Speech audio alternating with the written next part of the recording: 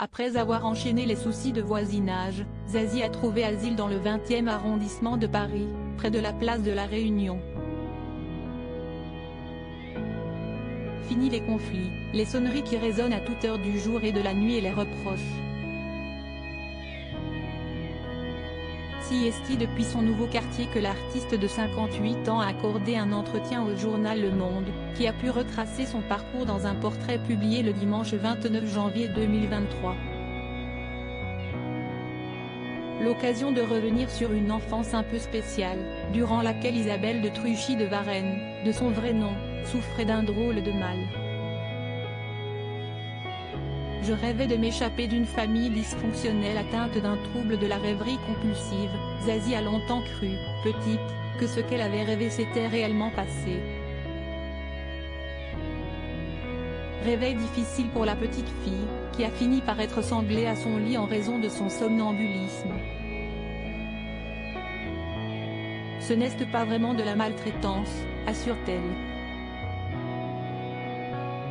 Je rêvais de m'échapper d'une famille dysfonctionnelle où la seule langue qui se parlait correctement était la musique, et où régnait une sourde violence, pas toujours sourde d'ailleurs. Dieu merci, j'avais un grand frère, 1 an et demi de différence, on a passé des heures, des années, à s'inventer des histoires. Ça m'a un peu sauvée. Nous étions tacitement et inconsciemment solidaires.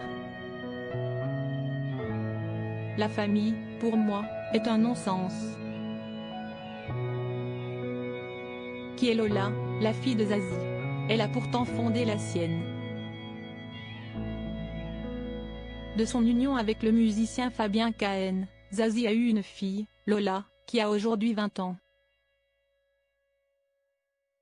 En ce qui concerne l'éducation, bien sûr, la chanteuse accorde la liberté à laquelle elle n'a pas pu goûter, plus jeune.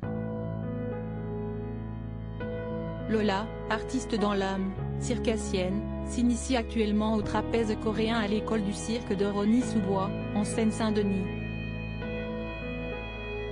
Loin de sa grande, Zazie ne chôme pas. Elle a récemment sorti son 11e album, LP. Dans lequel on retrouve notamment le titre Let It Shine, dédié à ses anciens voisins qui lui reprochaient d'être source de nuisances sonores. La boucle est bouclée. Retrouvez le portrait de Zazie dans le journal Le Monde du 30 janvier 2023.